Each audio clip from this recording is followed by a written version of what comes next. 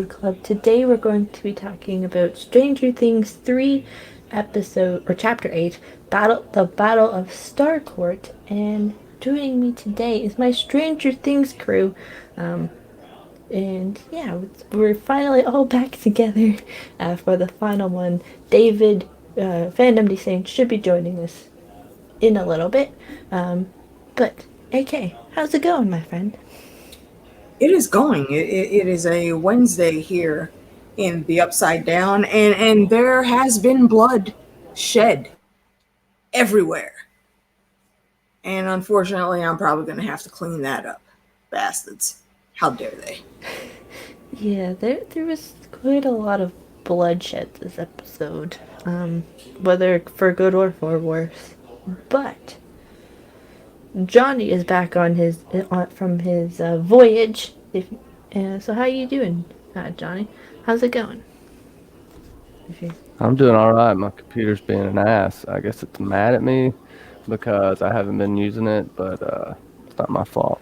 I had to take a break, baby. Computer, come on, baby, be nice to me.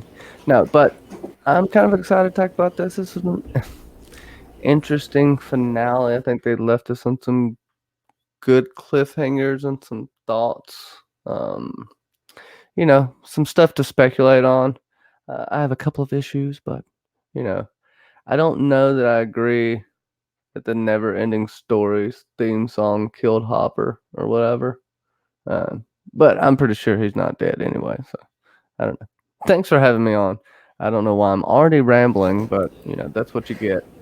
We are Whatever. made to ramble. yes, this is where we're supposed to ramble and kind of just bounce off one another. So, before I get started, in the chat we have Dark Mother, Dornish Wench, verbosely broadcasts some guy named Johnny B. Crazy, as well as some lady named Alicia Kingston. I don't know who, Weirdos. I don't know who they are, but yeah, it's been an interesting development that these people just always seem to come back. You know, Johnny, AK. I know. Who knows? So the guy named Fandom Descent may show up at one point to try and defend Dustin. You know. Yeah, he's extremely weird. I don't know why you guys let him keep coming around, also. You should just get rid of that immediately. Yeah, Fandom Descent's man crush is just, it's a little overwhelming at times. I don't know what to do with it. Yes. And KCC is in the chat as well. So I know this question was brought up by Otila Angel, but for the next month or so, we're kind of putting episode club kind of on a hiatus, so to speak, because I just started back at school this week, but we're not going to be doing away with live streams on Wednesday nights. We're actually going to be doing some streams, going back a little bit to Game of Thrones. So, because we haven't picked a show yet, exactly. So I probably will make a poll within the next week of a list of shows to choose from, and then we'll pick from there. And it gives us an opportunity to take a break from a TV show to just come back. So next week we'll be talking. This was a Patreon voted live stream. All of the live streams pretty much this month will, by exception of a few, on Wednesday nights are Patreon voted. So next week is going to be what happened after the credits roll. So what's happening with Sansa's reign in the north, how's Bran being the CCTV camera of the Six Kingdoms, and how's that working, why Bran chose to be the king, the Lord Commander of the Kingsguard, all of that fun stuff. It's like open forum discussion, so whatever questions you have for us and our opinions and stuff, we'll talk about that then, and some other bookish and Game of Thrones streams every Wednesday, as well as their debates on Sunday. But come October, episode club, we'll be back, just with whatever show is to be determined for now. So, yeah. But Yay. That sounds like a plan. But for today, we're going to be talking about Stranger Things finale. So I know, AK, that you watched this binging on your channel. But what did you feel like was going to happen going into this finale, as well as Johnny? How did you feel going into this finale? I was extremely nervous. I didn't know who was going to die, but I know someone was going to jeopardize our heart and soul by the end of the episode. And I sadly was proven right because we lost a really, really good guy. Supposedly, I'm doing air quotes. I think we might possibly see him again. And that'll be interesting because that puts a lot of very good, decent theories in my head about the gate itself and how it functions. But overall, it was a good episode.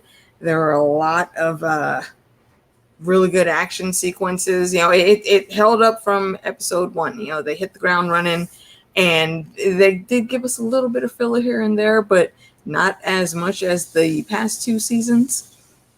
So I appreciated that. They got right to the point. They were very time oriented on it. The pacing was cool. I'm just sad that I cried. Hopper's worth tears, though. He's the man. Yes. Johnny?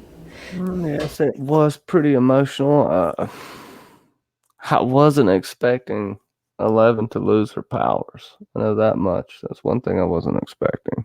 That's gonna throw an interesting wrench into the situation. And I'm getting ahead of myself as usual, but there's a lot of talk out there about Will having some powers in the future. I think that could turn out to play pretty interesting. I think he has your classic super villain origin story. Well, I don't know what's classic about it. Maybe I'm just being an asshole there, but yeah, the Hopper thing was pretty emotional, I have to say. And I will go out on a limb and just say the American is Barb. Hashtag justice for Barb. Barb is still alive. Okay, so Barb was just a fake body like Will's first fake body. I mean, that is absolutely possible. But one thing I did forget to tap into, I know 11 is now Magneto. I don't think her powers will stay gone. I think she just needs to have some recharge time, and they'll come back, possibly stronger than ever. Yeah, she kind of overexerted herself a lot this season, saving She did. Nancy.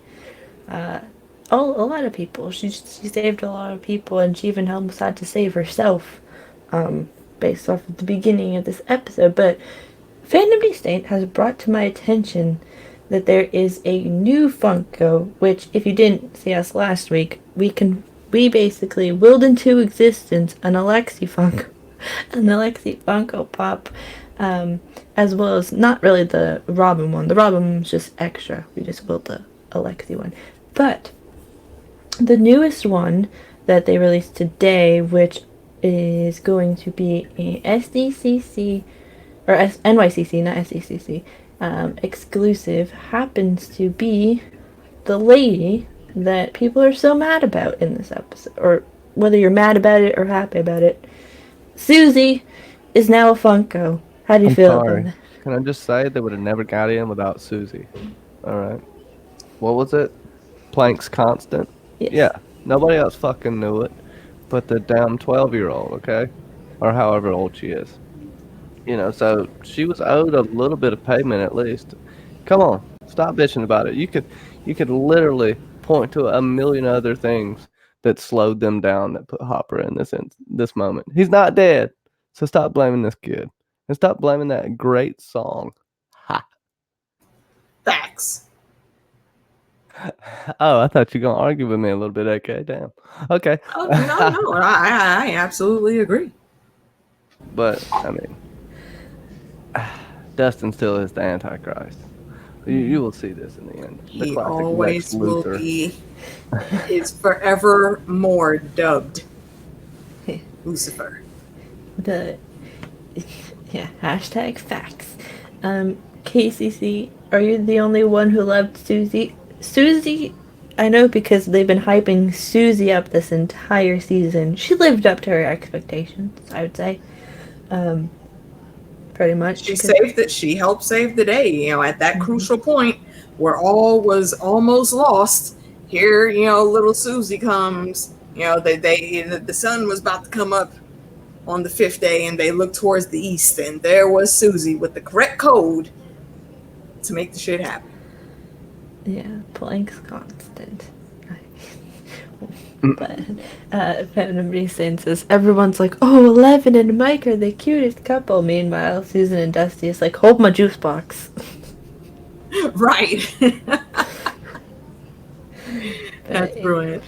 Yeah, that is so. Susie is now a Funko Pop, which there was a bunch of new ones. So go check out Twitter, especially probably Fandom Saints on Twitter account, because he probably has a few of them on there, including apparently there's Miss Sunday as one. But getting started with this episode, we kind of start where we ended off. Well, episode 7, the bite, and 11 has to get what is in her leg out. And when she does, and then everybody is back together. So, and then it's like the opening credits. So, what do you kind of think about making that gory scene less gory, almost, and having to cut open her leg?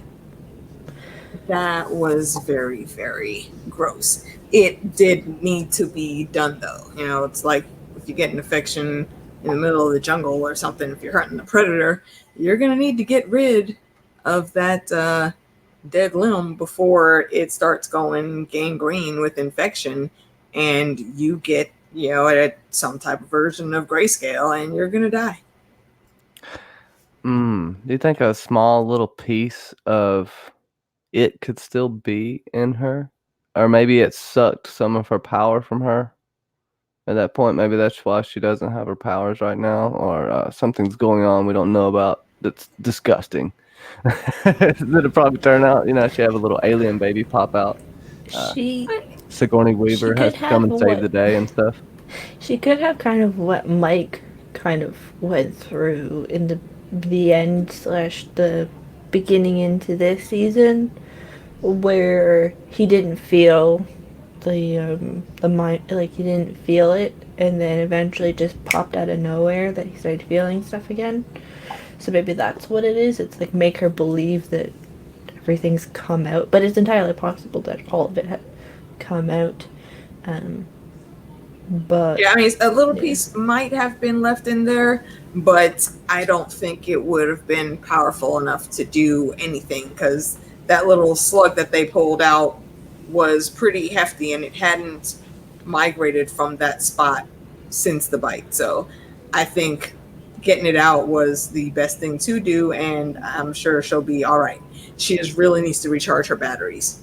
Yeah, that'll be. Can I say that one thing that was noticeable that they made sure to show you in this was that the flayed monster picked that little piece back up. So maybe he got a piece of 11. You know what I mean? I don't think it picked it up. Mm-hmm. Well, the part that came out of the grocery store, I think there might have been a little sliver that ran away, but what came out of her leg, Hopper stepped on.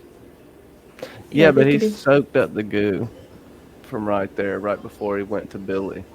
Yes. I found it interesting. Okay, right. So. But yeah, it's still. But I guess it doesn't matter if he steps on it, because it just can turn into liquid at any point. I don't know. But then it was very the Duffer Brothers. It was very T-1000. But then wouldn't it be on Hopper's shoe though? It's like, ooh. That yeah. Yeah, I'm gonna have to go back and watch that again. That's a mystery. Yeah, they'll like rewatch that one. Well, because that one scene, it's very like flashy, back and forth. It's possible though, because they'll have to tie back in 11 in this storyline somehow. They're not just gonna be like, for 3 seasons we were fighting this thing and now it's over. Minus like Right. what will be Hopper's probably, if he's still alive, which we all think he is, storyline. They have to bring back that kind of thing somehow. Where are they going? I can't remember where they're going. Are they going to New It's York? never stated, but I'm assuming it's New York. Well, then you got Montauk, New York, and this goes back to the Montauk Project, which the whole damn thing's based off of, which originated with the Philadelphia experiment, and what was it called? The USS Eldridge, which was it was an invisibility cloaking experiment. They ended up going through time and space, and soldiers come back melded into the walls of the ship, and 2 soldiers ended up time traveling. Supposedly, it's a very interesting story. Yeah, There's a Star Trek: The Next Generation episode that had something a similar theme. Is that it's very interesting. yeah, it's right up my wheelhouse. I love the tinfoil, and I like that they I can pulled dig it. from this. Now, there is a thing that I'll get into later. It's a blog of a girl or a woman who may be the real life 11. And I got a little excerpt from that blog later, and I'll give you all the website so you can go check it out. It's semi-arduous, someone just blogging. It's kind of hard to believe, but this was wrote before Stranger Things season 1, and this kind of mirrors 11 and Will's experience in season 1. And there's other things in there, including the Montauk Monster, which you could call the Demogorgon. They don't call it the Upside Down. It's just, going into the alternate dimensions. But we'll get into that in a little bit. Maybe you'll stick around for it. Mm-hmm. Keep everybody Word. Yeah, I kind of looked into that, and it's quite some interesting stuff. But yeah, the parents are back with the kids, and everybody's like, yay, for 5 seconds. And then they realize that they have to make a plan to go and kill the flayed monster, or the monster. And Erica is like, yeah, you're gonna die, basically to Hopper, if they don't show them the way down to where the Russians kind of are. And even Dustin's like, yeah, he's probably gonna die as well. Hopper's like, I'm going. Joyce decided she's going because there was made a plan that Nancy, Jonathan, and all of the young teenagers, minus, I think, no, all of them were supposed to go to Murray's cabin, minus Dustin and Erica, but that never happened because things get foiled, and plans get shattered in pretty much momentarily, and yeah, because Erica, Dustin, Robin, and Steve are supposed to go to the transmitter to listen, and I think also to eventually get in contact with Susie. And yeah, you can try to, and then there's the problem with the ignition cable, that the car somehow is not working, which causes a whole bunch of drama. So, like, the patching of the final plan and what's going on. And hey, Linda R. and Bobby Catalano. So, yeah. What did you kind of think of this plan? There were a bunch of shenanigans afoot. And, I think I was here for it because it did, fit the narrative for the nerdy kids. And, Hopper and Joyce coming in to help save the day is always a plus. I did like how they actually had to split all the teams up. It's like crisis is now imminent, so we need all hands on deck. And right at that moment is when everyone converges to the main spot, and they get that time to make their Goonie plans so they can go off and do what Goonies do. I thought it was a good strategy what they came up with. Yeah, of course, with plans, things always go wrong. Anything that can go wrong will go wrong. And they had to improvise. They were pretty quick on their feet, especially Dustin. I will give him some shine for this, even though he's still a jerk. sometimes BBM, I don't care what you say. And then, this is how we were finally introduced to Susie once the game plan started going in. And I thought it was pretty spectacular, actually. I kind of cheered. I chuckled a lot when they started singing, but I feel like it was really cool because it also put Dustin back in his roots. They pulled him and Lucas like straight off of Broadway. So they're used to singing. And I'm glad they got a little bit of shine. I hope they do something, else with Lucas. I mean, they gave him a bit of shine at the end also. But it would be cool to see him have to use that skill as part of the strategy to help save the world. Quite interesting. I dug the whole thing. Yeah, I think it's out of the realm of possibility nowadays for him to do like a Michael Jackson type scene, given every fucking thing that's happened. So that would be, what other artist could they use? Because I really hate that, didn't they use, didn't he have the Thriller jacket on in season 1? Because I figured they were going to go with a musical type thing at some point. Lucas? Yeah. I don't recall. I mean, he might have, but I don't recall. His main thing has been like the Karate Kid headband. That is true. I don't. Ooh, maybe we'll get some Mr. Miyagi action. Maybe we'll get a sensei at some point. That would be awesome. Lucas needs like a spark. You know what I mean? Mm-hmm. He needs a spark to get his get his character going. I think he, besides his wrist rocket he has, which saved the day again, by the way. This is 3 times that he saved the day, but he can't kill anything with it. But he has been smart. And, we had the nice little firecracker scene here as well. I do wonder why the firecrackers affected the monster so much. It's explosives. I mean, it wasn't just for the light show, but when those things explode, they hurt. And that was the biggest type of pain they could get their hands on, because it's not like they can go to the Piggly Wiggly and buy some grenades. That just wouldn't work out. Oh my gosh! Now there's be like a thing of a Demogorgon like dance, like instead of like with Thriller, how it was like different types of zombies, it's a bunch of just Demogorgons dancing. But you two have changed Fandom's mood because AK, when you were talking about Dustin, he's like, gotta be like that, AK, and then Johnny made him start laughing with the Michael Jackson thing. Yeah, well, because right now it's what, 86 in the show. I mean, they pull every single trope. So probably next season, maybe.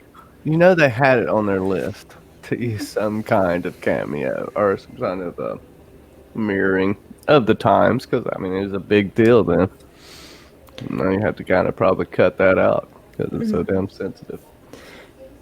But I don't know. Well, they talked about. I'm just making it weird up in here. Keep going. They talked about Farrah Fawcett, so it's not out of the realm that they might mention that, but because that was at a different time. But yeah, they're starting the Ratu run in the 90s, I think, don't it, Switch? So, yeah. Now it needs to be a GIF. Yes, dancing Demogorgons dancing like Thriller should be a Halloween special thing for GIFs. And yes, welcome back, Bobby. So nice to have you. Yeah, I think the plan and basically Hopper saying goodbye to 11 was quite emotional, because they just got back together, because of how their relationship was kind of at the beginning of the season, and the fact that it was just like that type of relationship, and how 11's dealing with this, and as well as we'll get some speaking lines this episode because he hasn't been really talking very much. He was very excited when he was blowing stuff up, I know that much. Yeah, he was quite excited, and he's talking to Joyce, and Joyce is like, "Don't worry about me. Just stay with Jonathan, and you'll be fine. Stay with also like everybody else, and you'll be all right." And that got me like a little bit suspicious into what was going to happen, because it seems like I know every season we usually lose someone with a B in their name. So I was like, hold on. I'm like, hold on. We can't lose like Joyce this season because then that doesn't work. I was like, maybe because I know we were toying with the idea of them trying to get rid of. That's a harsh word. Potentially deal with a loss of one of the parents, but then we're like, which parent? We love Joyce and Hopper too much. It's like, but none of the other parents would lose an effect, so it's like, which one do you kind of pick and Well, choose? can I make a prediction right now? This is gonna be even more heartbreaking. You're gonna find out Hopper's still alive, but Hopper's gonna be turned into a sort of experiment, a weapon, a monster that Eleven's gonna eventually have to fight and kill her father. Oh, yes, Why you that would gotta be be some good so bleak writing. though? Why you gotta be so bleak, 20 Hey, that'd be points some from good writing. Hufflepuff, damn it. Johnny? Johnny being bleak. The classic "gotta kill your daddy" scenario, right? I mean, That would be so messed up, but boy, what a hell of a twist that would be. What if they turn him into a demigorgon? or like parts of a demigorgon. John St. Baptiste. Thank you for stopping by in the chat. And you have to watch this show. We've been saying it 4 months now. Um, Yeah, Hoaxilla. let's get Why, that. Johnny? Why? I mean, it'll make it. It'll be He one had way. sex with my mama, but why? It'll be one way to kind of make 11. Like maybe that's how 11 sort of gets her power back in a sense. Is that she has to kill the one person that she loves the most. Maybe.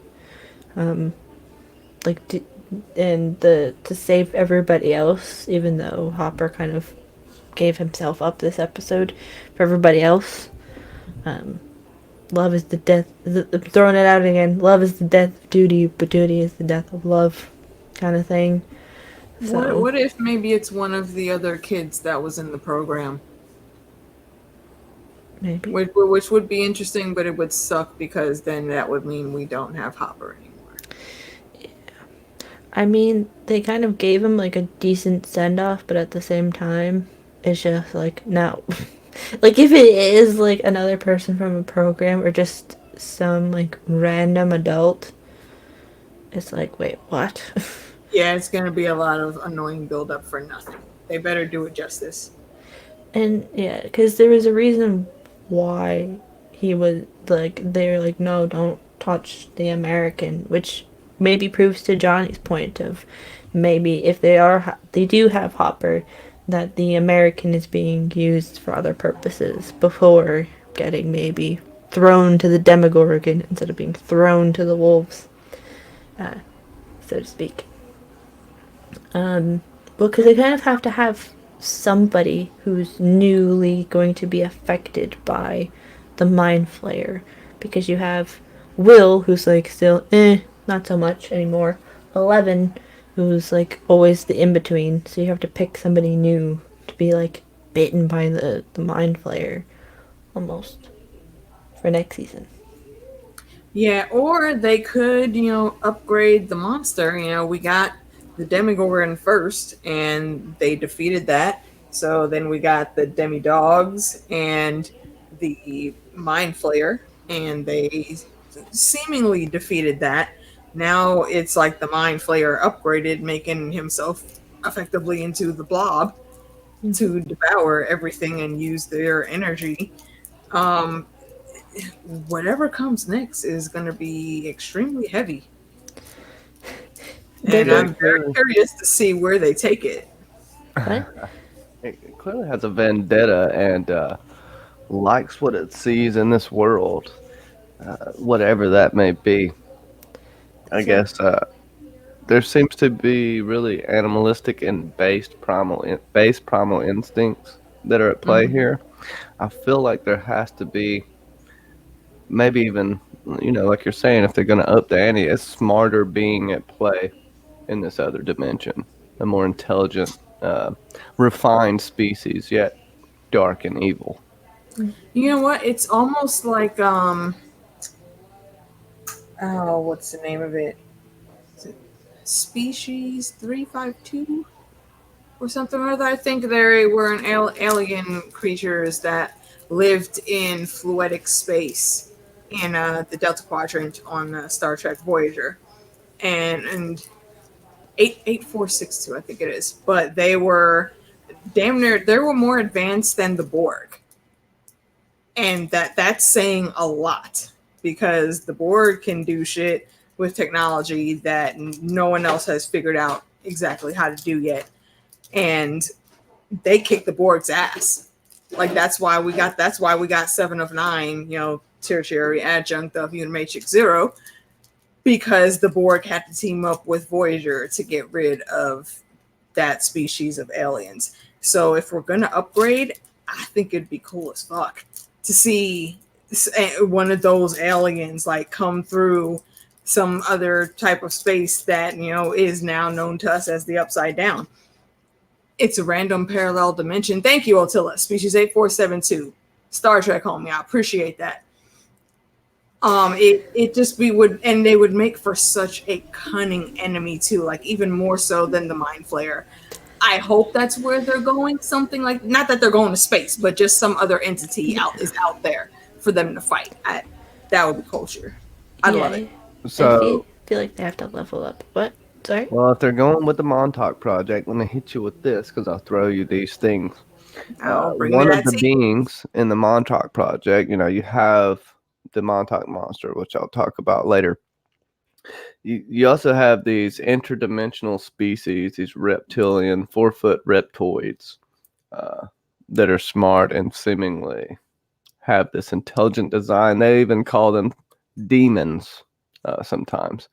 So they could play off of that because they seem to be pulling almost everything from this, but with tying in a bunch of movie references and pop culture references from the 80s. And a lot of people feel like it was oversaturated this season. I didn't really, because I just fucking love feeling like a kid again. But what are you gonna do? I mean, wasn't that part of the goal of the show Yeah. though? To pull you into that nostalgia and this great, like the greatest Scooby-Doo Goonies mystery ever to have to go and solve that. And anyone that's complaining about that, I think is just being nitpicky and wants something to try to build drama off of. I think it was done and mixed in very well. People just want to be negative about anything nowadays. I think Fandom Disdain spoiled all of our speculation fun by saying that David Harbour, who plays Jim Hopper, confirmed that he is alive, apparently. Did So, he? Details, woman. When was this? this What? was, Where? Who? I don't know, this is coming from Fandom Disdain, so Fandom, hurry up and get your ass home so you can get on this damn chat, man. I need answers. yeah, that I'm surprised that they would have him say that, especially because they're probably filming season 4 right now. He's So- like, well, no, I don't think they're still filming season 4 just yet, because haven't they started filming for Black Widow already? Maybe. Some. And Hopper's in Black Widow. Maybe. So maybe a bit, or I don't know, he may be juggling schedules. It's not hard to multitask. Hopper plays Black Widow's dad, Brown Widow. He wears this Shut brown spandex. You stop that right now. It looks like a nimble turd. Oh Jesus. Yeah. Hopper plays the poop emoji Oh in my- the Black Widow movie. Oh no. I'm Yeah, so apparently- awful. Yeah. So I wonder what's gonna happen with that, and yeah, it's gonna be interesting with him coming back. I'm surprised that they would kind of say that he was. Maybe they pulled it like they did that one thing with the speculation. They just wanted to put the speculation in case filming, even though the show doesn't really have filming news or whatever, but like in case people were like, "Hey, he's like alive and fine," when they're being filming. Well, he could do whatchamacallit, the guy from Kingsman. We thought he was dead, and they came up with some random miraculous thing for the second movie that brought him back to life. And if we stick with, comics, which the Duffer Brothers have continually, represented throughout their storyline, there's only a handful of people that actually stay dead in comics. I really would not be surprised if Hopper did come back, even if it's in some weird, strange way, like almost like the guy in Resident Evil that they turned into that huge monster going after all the stars and whatnot. I think it was Resident Evil 2 or something or other. Probably. But I'm just really looking forward to seeing what they do. Yeah, whatever they pick and whatever they do, it'll be very interesting. Yeah, he'll try to get 11 to turn to the dark side of the Force or something. No. I mean, if we go by what Billy said, I think that might be possible. That might be possible. But we are on a tangent, so let us bring it back. My lady Mackenzie, I apologize. Tinfoil gets rolling and things happen. I'm sorry. No. It's fine. So yeah, they are trying to get the ignition cable to start the car, and then they're trying to flip over the car, but it's not really working. And basically everybody gets trapped in the mall. They're not having a fun time. And basically you got everybody kind of hiding behind whatever they can hide behind, while Dustin's screaming into the walkie-talkie, being like, "Griswold family, can you contact me?" or whatever he says. While that he's on top of that hill, and it's like, "Yeah, we can't," and then but they're not saying it, and basically the Mind Flayer just screams back into the walkie-talkie and throws it across the room, like, "Shut the heck up! Let me just do some killing." And they all escape, but 11, Max, and Mike go through the gap, and there's a moment where you think Elle gets captured, but she doesn't, because she's conveniently wearing the same outfit as the mannequin at the gap, while Jonathan, Nancy, Dustin, and Will go outside and try and fix the car. So it's that separation and trying to scatter from the Mind Flayer, which I kind of got from that. So, I mean, I guess we can assume the Mind Flayer can't see. And John, Demogorgon may be more powerful than the Mind Flayer. Whatever points you're talking about, you nerd. You better get over here. No. You gotta watch the show. It's just different. They just work different. But they do make it where the Demogorgon seems to be almost I don't know if it's kind of an extension of the Mind Flayer, even though the only thing we really saw as an extension, like factual proof, was the Demodogs. I do think they're all connected. And this just goes to the thing of how it controls the people it infects, so to speak. And it does have this Borg-like tendency. So I have to give shout out to AK for that. I like your references here. And yeah, it has to be, it makes me feel like it's the T-Rex from Jurassic Park, except with no eyes instead of beady little eyes. Yeah, a little bit. Like it can almost sense them, and it knows they're there. But if they hide, halfway decently and stay quiet, it does have to work a lot harder to suss them out. So it is an intelligent creature, but it still can be fought against. What's scary is when you can't use any tricks against it, and it comes and kills you and all your friends. I like how they handled it. With all that brain matter from all those people, you'd think that he'd be half decently smart. Right? Didn't he? He ate like half the hospital and the damn news team. So if it didn't have any type of brain power, I would wonder what the hell its function is. You're supposed to be an avatar of the Mind Flayer. The Mind Flayer is smart as shit, and there he is, the man himself, little brother. Come on with that Dustin bullshit. Come on, let's get it out the way, damn it. Yes, yes, yes. Hello, Let the all spirit walk fandom. over you. D Saint here. Your fellow Cersei lover and Dustin defender. Dustin did nothing wrong, damn it. Sorry for my lateness. Johnny B. Crazy pushed me down a flight of stairs, so I was pretty much trying to get back up this whole time. I wish you wouldn't have made it, honestly. You know what? See, you see what's happened here.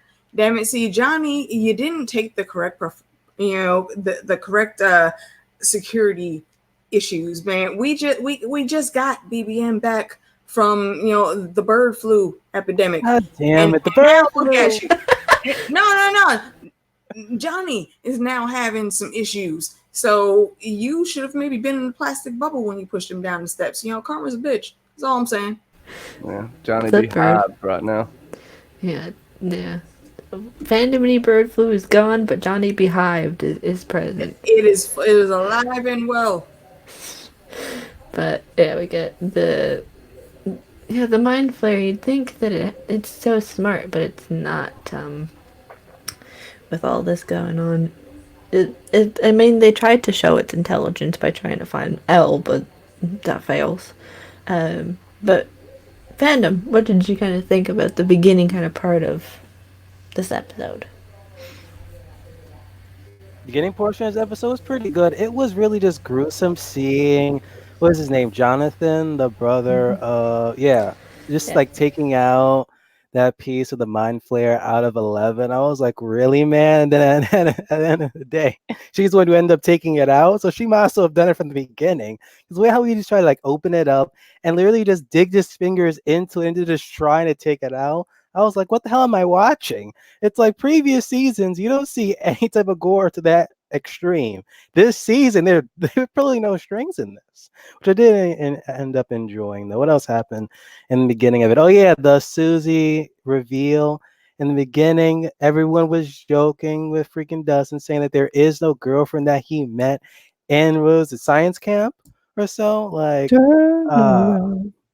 Exactly, man. Sing it, the never-ending damn story, man. I freaking love it. That was probably most top 5 moments of this season. Is that freaking reveal? And get her in damn season 4, damn it. Get her in damn season 4 because we don't need any freaking Will time at all. We just realized that his character pretty much was useless this season.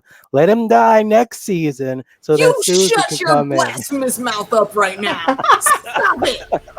He was good the first 2 seasons. 50 points from Gryffindor. Season 3, you're like, who's Will? Who's Will? Should we care about Will? Yeah. Well, Will was the alarm, damn it. He had like a... They would have figured out about freaking the Mind Flayer eventually. The moment they all diverged, they would have known. Yeah. Plus, I think he had... I think he had like the most lines he's had in a couple episodes. This episode, I think, because he hasn't really been talking much. I think that just shows his skill. He was able to emote every feeling and emotion on his facial features alone. You leave Will alone, you bastard. I thought discount brand. Hashtag discount brand. He is discount brand, but he's still useful discount brand. But then that means if he's discount brand, then he survives until the very end. I mean, well, he ain't dead. Then you're gonna get a scene where he was like, I knew all along the Mind Flayer was doing this and that. I allowed everything just to happen. I was just sitting back and relaxing. Yeah, just like everybody knew that Cersei was gonna live, and everybody knew that Arya was gonna marry Gendry. You shut the fuck up. I proved you wrong on both them damn points. Cersei's still alive in spirit. Yeah. What the fuck does Cersei care about spirit? No. Just like in Vampire Diaries, Cersei is right now in hell, getting to rule over it and moving Satan off the damn throne. That's what's happening. Yeah. You heard it here now, folks. A spinoff. Watch. This Bullshit. If Cersei couldn't handle Tywin as her dad, how the fuck she gonna handle fucking what the hell's his name? Lucifer. No, Dark he Mother, would we look at do her and have our smack own. her in the head. My bad. Wait, what? Johnny? I was telling Dark Mother we do have our own Funko, so I can show the picture if she wants Oh, to see the yeah. episode clip. Yeah, they do. The John and Fandom has his own too as well from Yeah. Julianne 89. I haven't seen the Mackenzie's one though. I think it's Julianne. She's been busy. Hold on, let me grab it. And let me grab yours while I'm thinking about it. There, Julianne 89. She's frequently in the chat on Cylon Johns.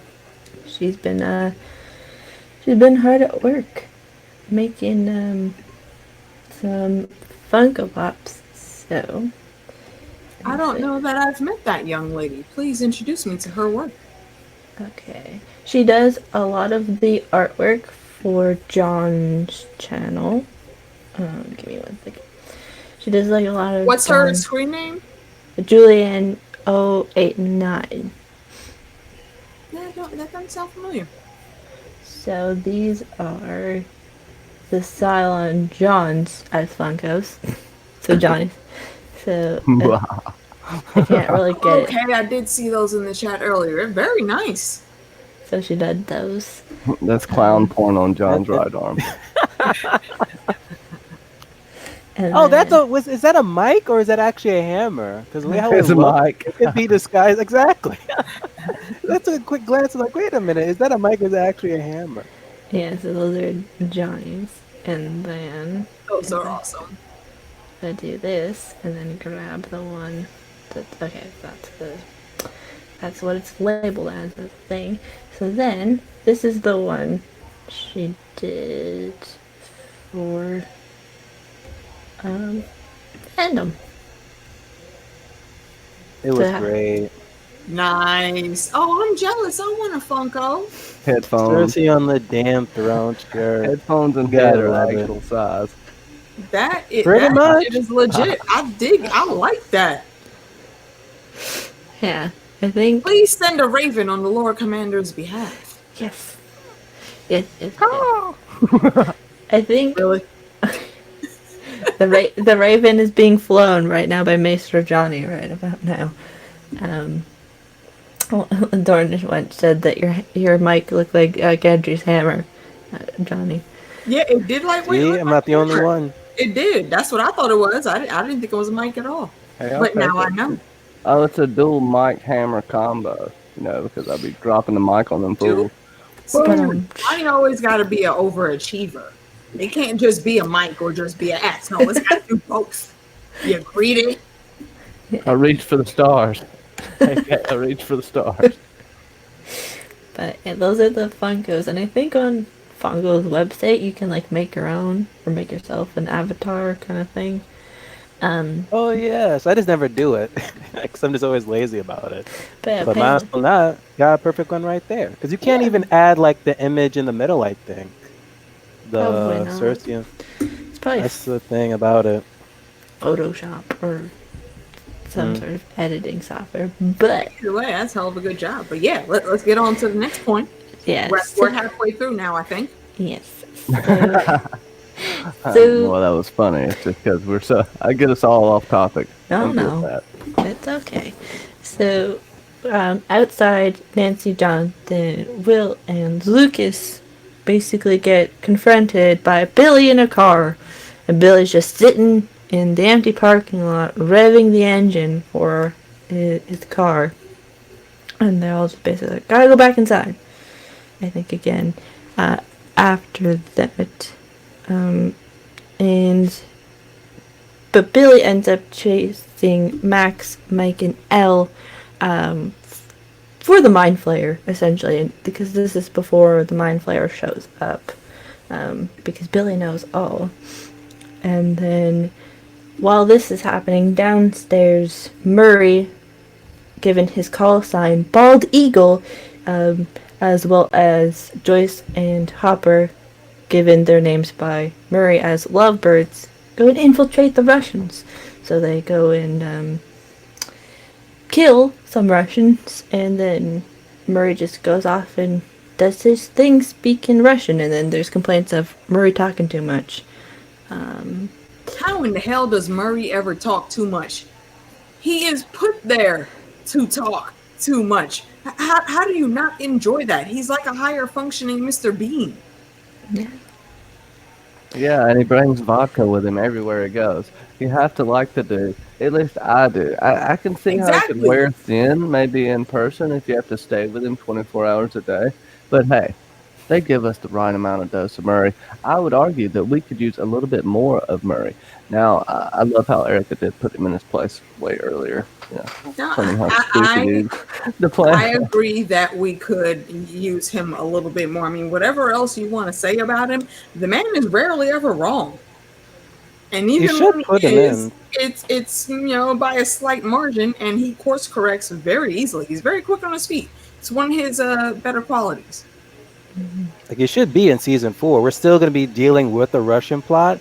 And once, like, the government figures out that, wait a minute, like, Murray was, like, part of this whole, like, Russian mission thing, you might as well just, incorporate him in. Maybe he should be, like, one of the people who actually, like, finds out that, hey, Hopper is alive. That'd be a good segue for him. If anyone is going to conspiracy theory investigate the fuck out of that, it would be Murray. That's a perfect setup right there, baby M. I appreciate that. I'm surprised that when we get later on that conspiracy TV show, whatever segment, that Murray wasn't behind it. That would have been excellent. Because I remember at the end of season 2, they had, like, when they had Barb's funeral and they were talking about Bob, that they, like, flashed to Murray, and then it was, like, all of the government men and women that run the government. And he's just sitting there by his van just waving at them, like, hey! So it's like, they know him. That scene reminded me of when the cavalry finally got there. It was almost like Die Hard 1. John McClane had been fighting all through this damn building, barely with weapons, sometimes barefoot, getting cut with glass. And then at the end of it all is when everybody decides to storm in. This is what the hell happened here. Yeah. Like, the cavalry comes in too late. It's like, god dang it. Right, like the excitement is over. The Russians have escaped. Why didn't you come when Joyce called you? I know, right? That was like, what, hours ago at this point? It's Literally hours. You are the government. You can scramble a force within 50 seconds if you wanted to. What the fuck? And you know Hawkins is a hot spot. Why would you not be there immediately? Well, come on now. Do you think they're so naive as to not know the Russians have a secret underground base right next to their own? Yes. I don't think so. I think there's maybe some more cooperation between the Russians and the Americans than we think. And maybe we'll see that the Cold War is actually some type of front, like some conspiracy theory shit in the show. I think that would be interesting if they went that route. It would be apropos for the time as well. You see, Johnny, that's why I was hoping that Papa was going to at least be in this season, just to like say, like, wait a minute, I was one who told the Russians about this whole thing, but we don't get that. So maybe season 4, we can get like Papa or someone that we've known from like the first 2 seasons or whatever to be working with the Russians to shed a light on like how did they know about everything? Were they just simply just just spying on the Americans, or did someone literally tell them about it? Have you ever seen the show The Americans? No. It's all about Russian Soviet spies infiltrating America through different organizations. In like So the it's 60s. highly possible that they absolutely did not know what was going on. Wesley, he signed the damn paperwork. He didn't know what the hell was actually going on. And because he was trying to be so secretive about it, I don't see how word would have gotten out to anyone in higher levels of government, because they paid a lot for that land they bought from Wesley. So I think they would have the appropriate precautions. Of course, they didn't count on the place they came to being a hotbed for Goonies and adventures and babysitting and freaking ET all at once. They couldn't contend with the Scoops Scooby-Doo crew. So that's what it was.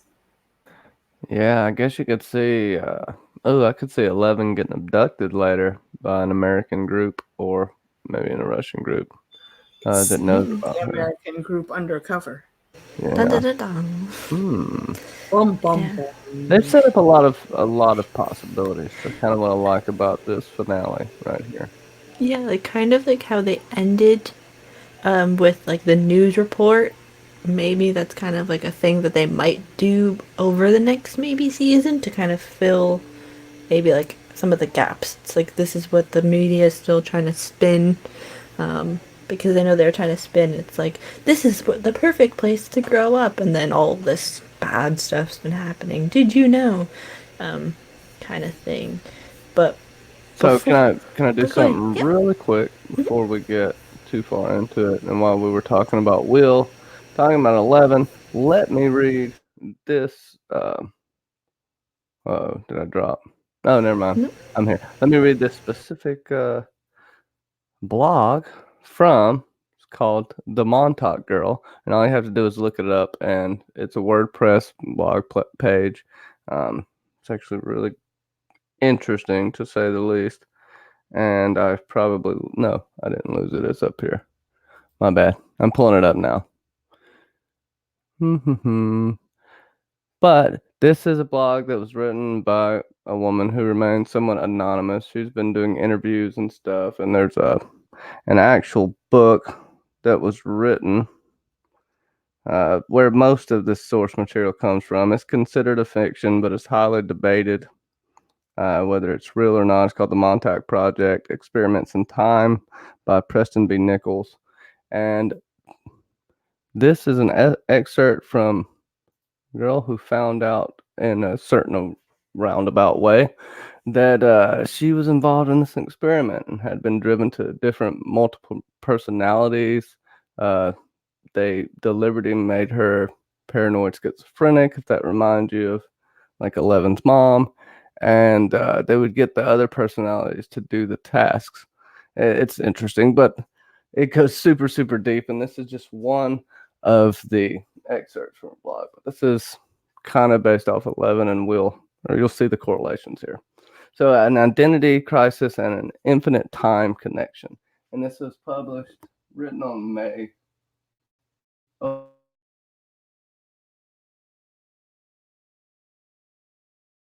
Uh-oh. Oh, did I drop? Yeah, for just a second. Yeah. Oh, okay. Where did I drop at? Just when you're telling when the date was. Okay, the date was, they don't want me to say it. Let me see. May 24th, 2012.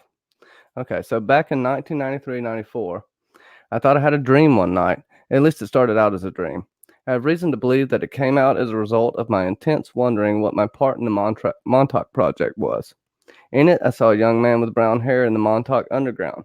He got sucked up into a portal and was lost in a place that was in between places. He panicked, cried for help, and grabbed me, trying to pull himself out. Instead, I was pulled in with him. Then, like the Cameron brothers, we were merged. I lost my identity in him. I actually thought his thoughts and felt his feelings. We were scared and getting angry since we believed that we were forgotten and left there. We drifted between what appeared to be the worlds encased in bubbles. We couldn't touch any of them or anything at all. There were no living things except us. We couldn't tell how long we were there for. Now, in the middle of this happening, I woke up from my sleep. Only was it still in this dream. It lasted for a while, and then I was back as myself, except I couldn't remember who I was. I still thought I was him since I was merged with him so thoroughly. Sorry. I could only remember to call in work sick that day, and it did take that whole day to bring myself completely back. A few months later, there was a presentation on the Montauk Project being given in Atlanta, Georgia by Preston Nichols and Al Bielek. I'm not sure if Duncan Cameron was there or not. Attending this event was a man that later turned out to be a Montauk boy. He even got himself deprogrammed completely and recovered just about all of his memories in regards to the project. They got his story from him. In the Montauk Underground, a portal accidentally opened up and sucked him through it. He got lost in a place between worlds they called infinite time, if there is such a thing or place. He was stuck there for a while as they attempted to get him back out, which eventually they did.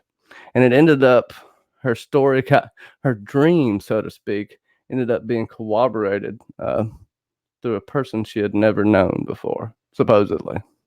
I don't know. I find it interesting, and it goes on a little bit more about that. And sorry, my reading was a little messed up. I'm Benadrylled out today with the hive, but I'm going to talk about this an extended edition on my channel next week. Sorry. Anyway, I don't know if I read that right or if that was even interesting, but whatever. I mean, like that's it. It's very connected to the show in some aspects. It's like 11, it's kind or like an 11 type story, or maybe even a Barb almost. A little bit of elements of Barb is kind of put in there. Obviously, that she didn't die, but it's like if Barb had maybe survived and became more of an adult, like that kind of. I'll shut up for a little bit now, too. Go ahead. No. Keep talking, man. I'm still curious about how these freaking bubbles look like in this damn story. Yeah. You said there's more? It's on the. Oh, there's more. Yeah, the WordPress. All right. Oh, you said you were doing it on your channel, though. All right. Yeah, we're gonna talk about it more. I put the when that's happening, I will definitely be tuning in. I put the link in the chat for the WordPress web or blog. It has like a bunch of stuff on it, but it'll be in there somewhere in the art and probably in an archive. But yeah, that makes it like it's a real connection. I wouldn't be surprised if they drew on experiences like that and probably maybe scouring the internet of some sort to try and see if maybe something like this has probably happened before, or in some aspects, obviously not necessarily like malls and all of this stuff being torn down because of it, but like the government experimenting on people and seeing if it works. But it's very cool. I think. What do you all think? While I try and remember what kind of part we're at. Oh yeah, and later in that same, it keeps going on for a little bit, and he actually remembers her. He gets fucking weird, man. Yeah, I will definitely be looking forward to that video going into depth with that. For our crew at the Starcourt now, things are getting very, very precarious. And, this is where we come to, we talked, 11 got kidnapped earlier. And now we're at the point to where it looks like she's about to be sacrificed to the Blob Mind Flayer. And she starts talking to Billy about the time he spent at the beach surfing with his mom. And she basically filters through all of the memories that she saw while connected in his head and filtered those back to him to where when he hears, a particular word or so, kind of like he got the Winter Soldier treatment, he stops and, starts to assess what he's actually doing. And at the end of it all, Billy turns into a hero. I know a lot of people like that scene, but I feel kind of cheated by that because we saw Billy's backstory, and I did think that he turned out the way he did because the influence of his mother was lost. So, prediction correct on that. But what they didn't give us was the exact past relationship that he had with Max. Like when they had locked him in the sauna, why did he think, crying and confessing what was going on would work on her? Why would she actually feel bad about that? I mean, she lightweight defended Billy a lot through this season. And it seems like that's out of character for her because all we've seen them have towards each other is animosity. So I feel cheated because we didn't get that backstory. She was absolutely devastated when he died at the end of this. He sacrificed himself to save 11. Why was she so upset about that? I mean, not that anyone losing their life should be something that people don't care about, but why particularly did she feel that strongly? What type of relationship did they have beforehand? And that's what I would really have liked to see. So yeah, that's my synopsis of that scenario. It was cool. He did, get his little redemption arc, I guess. He remembered his mom. It was kind of like Bastion in Neverending Story. He almost forgot his mom, and Atreyu had to help him get his memories back to defeat the evil sorceress. But why did Max react the way she did to Billy throughout this whole season? So that's what I feel cheated about. And I don't know. Maybe we'll get some answers in random flashbacks next season. I don't know. I guess we'll see. That's like one of my gripes with the season. It's like you have that, what was it, like a year and a half or so of a time skip, and they don't tell us like truly everything that transpired, especially between, like, as you were saying, AK, between Max and Billy. It's like, what point did she start like defending Billy? Because last time I checked, didn't she like what, hit him in the nuts or something? And then they just went on their It own way. legit threatened this man's future kids with nails from a bat going into his scrotum. How are you crying because he's dead now? Yeah. Well, Go ahead. I would almost say that Billy's her de facto parent. She doesn't seem to be getting any love. I mean, I guess her mom loves her, dad loves her, whatever, but they don't spend time with her. It doesn't seem. It seems Billy's always stuck with her. And Dornish Winch makes an interesting point, which can be true in a lot of cases. You love the ones who hurt you. And she knew Billy wasn't necessarily that bad a guy. She knew where his pain come from. But I feel like some of those scenes probably got cut for time, honestly, because some of the flashbacks felt a little choppy to me. You don't know. You're not really in tune with what the hell even happened to Billy's mom yet. You just know she's gone. Is she dead? How did she die? When did she die? Did she die when they split up? Did she, like, did his dad kill her? Like, there's all these questions, and I don't believe they answered any of that. So that would definitely be a gripe. But you can almost guarantee that Max is going to have a flashback remembering him. She's going to have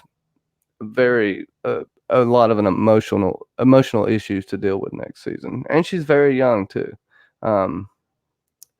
Yeah, you can hate someone and still love them. I know that for a fact. And I was hoping that this season would actually, not the season, but this one point in this episode, hold on, maybe next season will reveal that because of the new relationship that Billy's dad formed with Max's mom caused them to move. Because then that would explain in season 2 why Billy kept on saying that it's your fault, Max, that we're even in this town. Because again, like previous season, they pretty much hated each other. Like at one point, Max was like, "Oh, is that you?" Excuse me. Billy says, "Oh, is that your new friends? Let me run them over and stuff." He was pretty much just torturing her, even telling her to don't even be around Lucas. And now all of a sudden, she's like defending him. Like again, they could have deleted some scenes and stuff, which is okay. Hopefully, you may get that in DVD release. But they really just didn't expand on it, really. So it did seem like out of place.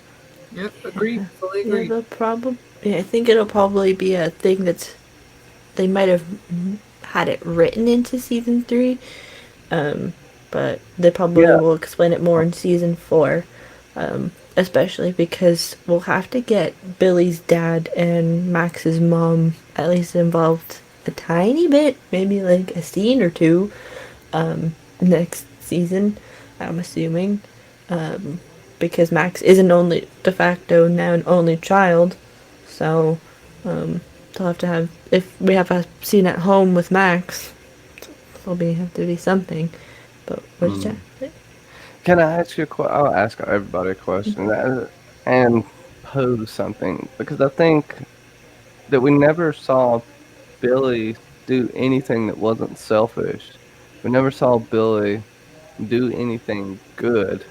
And for him to all of a sudden have some kind of conscience for whatever the hell he's guilty about, because I still don't really understand it. Yes, he led people to their deaths in a sense, but I think more of him, it was a rebellious thing, not even him trying to do what was right. I would be more on board with him just trying to fight something that's controlling him because of his rebellious nature. But it is seemingly out of character, and with this moral compass all of a sudden. I don't know. I agree. And random thing I just thought about, Fandom, you would understand this. Billy this season is almost Bellamy in season 3. of the 100. All Bellamy really was ever good at, because of his anger and how he was treated on the Ark and how his sister was treated and their mom was murdered for having his sister, was anger and how to fight. And I think when we met Billy, that is the exact state of mind that he was in. However, the difference is we got Bellamy's backstory. We know why he was the way he was, and we can see his progression. Billy, they didn't give us that. And, again, that's why I feel cheated by it. I do wish he would have been able to stay around a little bit longer. I don't know. Maybe they'll pull, a comic book thing and his consciousness will be floating around the Upside Down next season or something. Or like BBM and Johnny said, we might get a flashback from Max to show that maybe there were some years that they were actually kosher, and his dad was a hard ass, and I think very verbally and physically abusive towards him. So it's possible that maybe in their younger years he wanted to shield Max from any of that happening, but his dad never seemed to give any type of negative shade towards Max at all. Like from jump, he was like, this is your new little sister. So I don't know. We can only speculate about everything that went on there, and I don't like that. I feel they'll probably get filled in, because they'll have to fill some sort of, because as we get towards it, they're gonna have to split the time between the two groups essentially. So we'll have to fill at least some time if we're gonna talk about the kids in Hawkins.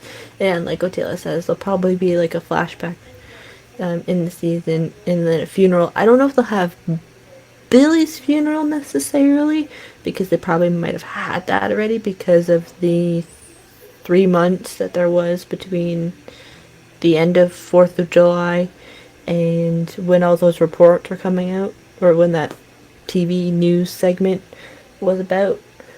So, but yeah, they'll develop Max, because they developed Max's character quite a bit this season.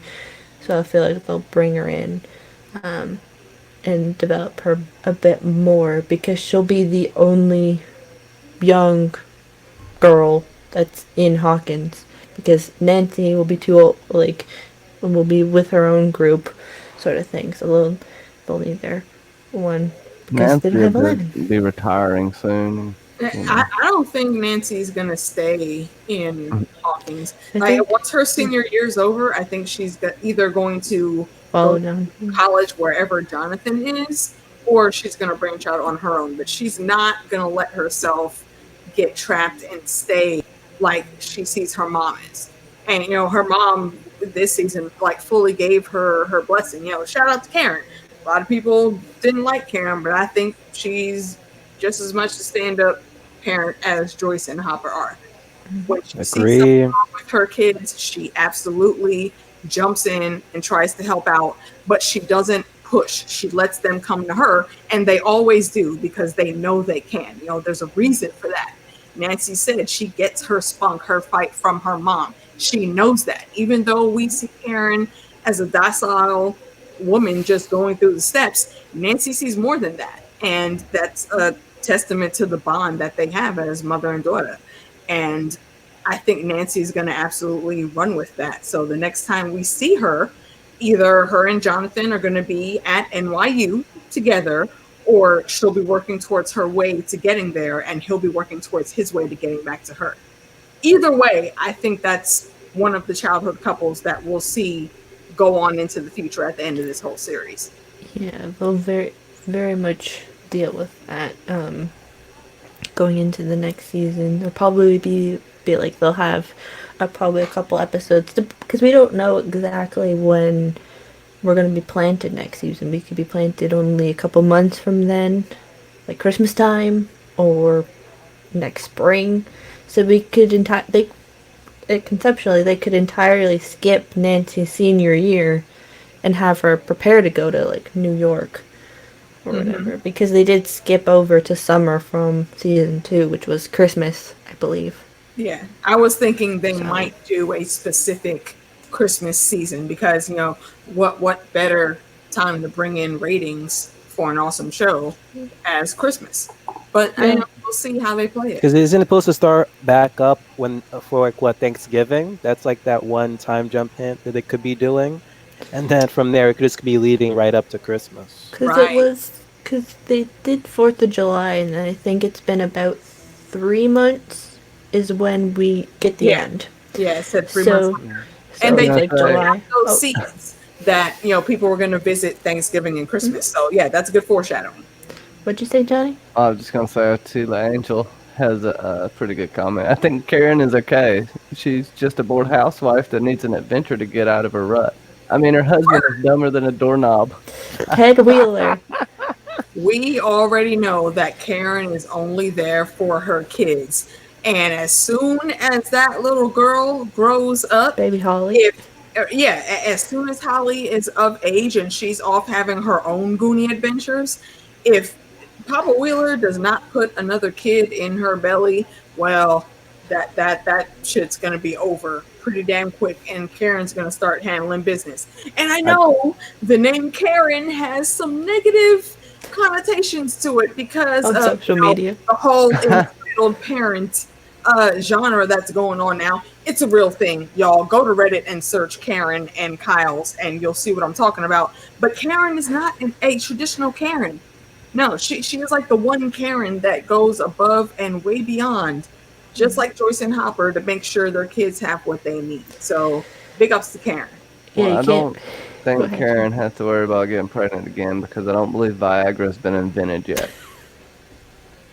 I would say You got, sometimes I you would say got, that's a bit crass, but I mean you're not wrong. you got, you got fandom on that one. You're not Yeah, wrong. Look, I can't disagree with that. I think yeah, because we just gotta wait now, everybody. We just gotta wait now for the Ted Funko or the what is it, the pop ride, but it's Ted in his recliner. Now You we need know, a Murray first. That's what we need. Yeah, we Once got they to get make Murray first. Murray, then we They can gave go us on and get Alexi. Cheddar. We got to get the Murray Alexi double feature. It has to be yep, Hmm with the vodka, Murray vodka, but vodka.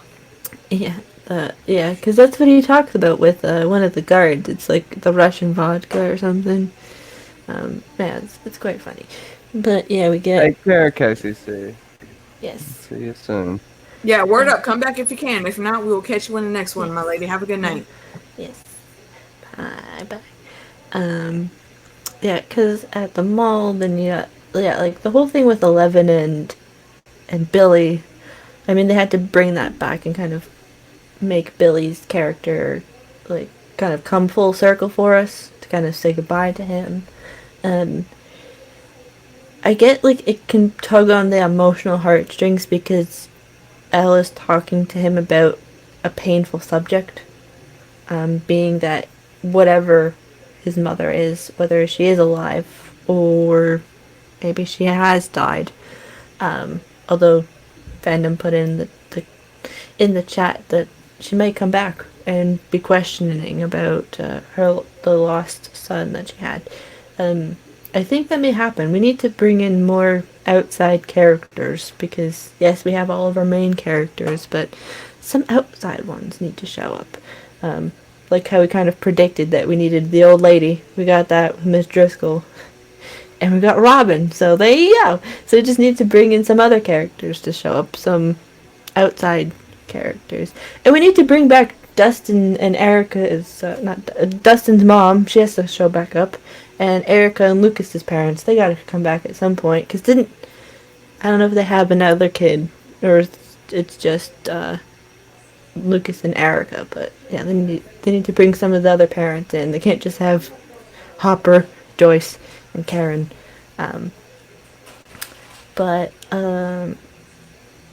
while this is all going on and Billy is effectively dying, we get another potential death scene, and it's Hopper fighting with the Russian Terminator, and Russian Terminator gets grinded up, and then Joyce has to turn both keys by herself, but Hopper gives the nod of, it's okay. And then just everything is just like explodes kind of Look, thing. Hopper eyeballed the hole right before he blew up. I noticed this. I'm Yeah. wondering if he just tried to dive for it. I mean, I watched The Boys. There was something that happened a little bit like that in a weird bar scene. Right.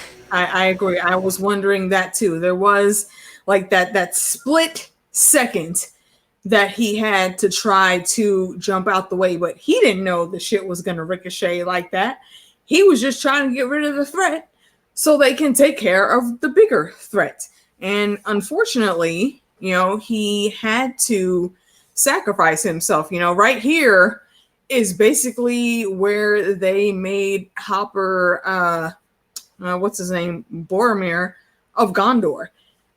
He saw the writing on the wall and he succumbed to his fate. He knew he had to be that sacrifice so one of the party could get away. Just like Boromir, he fucked up a little bit, but he came correct in the end, and he helped save the two hobbits that needed to be saved at that time as a distraction. He let himself get killed. He went out pretty epically. Another thing they both have in common. So shout out to Hopper, best dad in Hawkins, and may we meet again. All this man wanted was some coffee and contemplation. He And didn't want to some donuts deal. and some He didn't. Eggos. He didn't want to deal with the Russians. He didn't want to deal with the Upside Down. Like, God damn it. But nope, he fought that freaking Russian Terminator, like in the final round of Mortal Kombat. Like, he won one. Okay, final round. Let's go. And he Right. finally killed that damn, Russian Terminator. Finally. Could have ended it early if he shot him in the damn head, but no. He's America. He ain't going to shoot him in the damn head. We have a saying in the Triku clan. Actually, in all of the clans, we have a saying. You gon' ply, stay done. Your fight is over. I don't think Hopper's fight is over just yet. We will see. May we meet again, good sir. Exactly. It's time for Hopper to fight for evil. Stop with this damn Sith turning over crap. Do not insert that bullshit into my narrative. You stop that right now, damn it. He might have to. Even though we don't like it, he might have to. Black-eyed, soulless Hopper. Kind of being a little bit mean for to gotta change up. Like, as if they didn't make us cry enough at the end of this season. We got to go through killing Hopper a second time, and 11 has to do it. Stop it right now, damn it. Yeah. They can't do that. They can't do a fake out and then kill him again, like truly kill him. Like, no. And that was a tearjerker, man. When she was reading that damn letter. Yeah. Leave the door 3 inches open. Come on. Now, let us please not give him that same fantasy treatment. What was it? Fucking Glenn on The Walking Dead. Don't give him the Glenn treatment. Y'all already lightweight Captain America his ass. He had to be the one to go down with the ship, and now we think he just got teleported to someplace else, and we're gonna see him as old man Hawkins later on. Let's not do that, please. Hopper deserves better, damn it.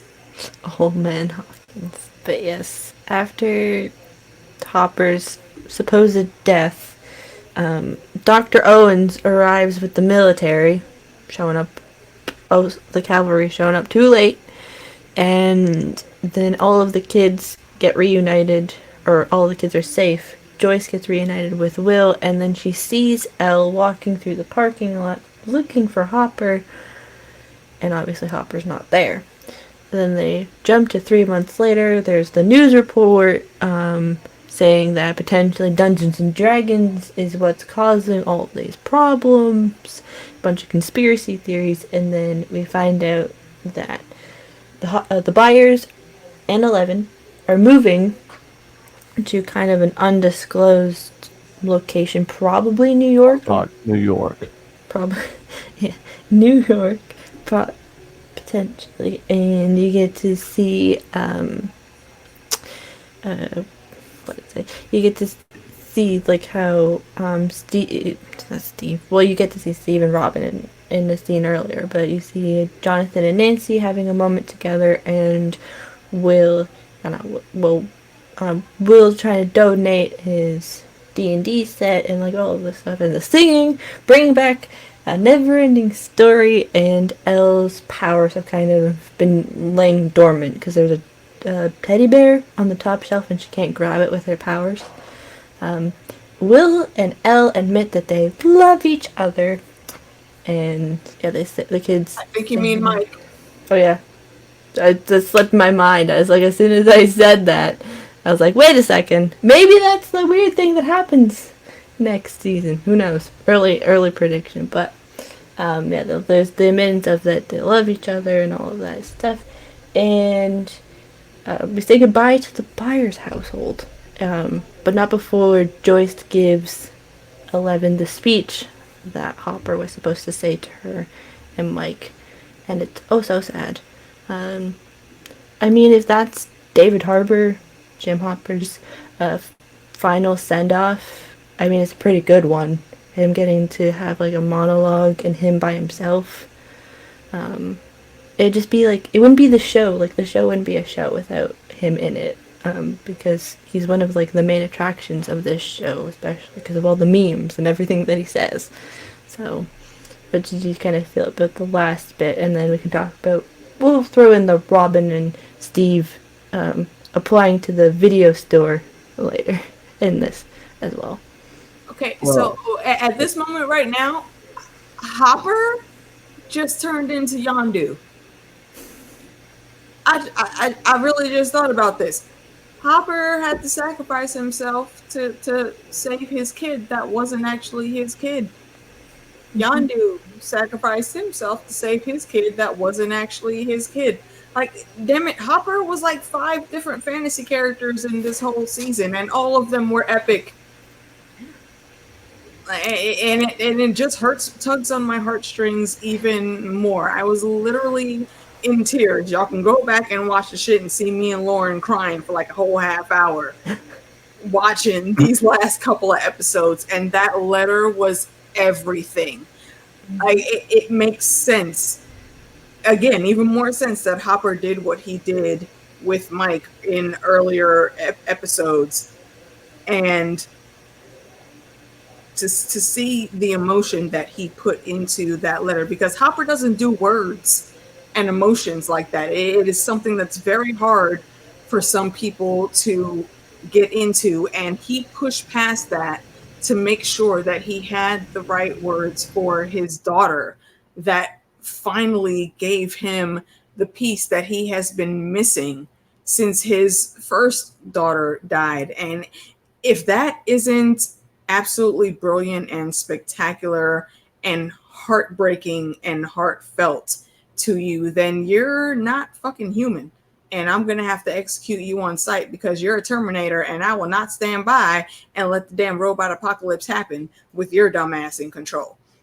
I'm sorry, Skynet rules, and good luck with that. Skynet can kiss my ass. Oddly enough, though, fun fact, if you Google Japan Cyberdyne robotics already exists, y'all. This shit is happening. Yeah, they're doing it. That's what's up. I met T1000, but he's kind of an asshole. Anyway. Right, yo, good night, Dornis. Thank you for coming in. Always a pleasure seeing you in the chats. Appreciate you, Ma. Johnny. Good night. Anyways, like I was saying, this I agree with what you said on that, and I think, since Hopper went with Magnum PI next season, we know he's coming back. He's not dead. He didn't make any type of sacrifice. He dove out of the way. But he didn't even have to dive out of the way. If you look into how the Philadelphia experiment worked, it was an accident. I think he accidentally got teleported into the Upside Down. He didn't even jump in the hole. I think the energy, where he was standing, he got a pulse of something. And I believe that's, there has to be some kind of X factor. We'll get what happened next season, but just like Phantom D. Saint said, it's pretty much confirmed that he's coming back or not dead yet. Unless you're going with the Barb theory. But what I'm Don't saying is, stop with the he barb. Stop with the barb he will now. be dressed up like Miami Vice. He'll have the nice suit on. He'll be in Russia and he'll be controlling the three Charlie's Angels as he's as he's being the ultimate villain on season 4 of Stranger Things. You did not just turn Hopper into motherfucking Charlie. How in the hell would that work? But I have imagine. no idea. I'm just making some But shit hold up. on, I'm hold having on. Imagine though, it's like there's made 3 me people sad. that go, "Yes, Hopper," or "Yes, Jim." Like how? It's like I mean, the only 3 people I could even fathom it being is motherfucking Kali, Elle, and what's her name, Max. No, that's just not a good look. Even if they progress 2 or 3 years, they're still children. That would not be a good look at all for Hopper. Let's not insert that into his narrative ever, please and thank you. oh my, imagine.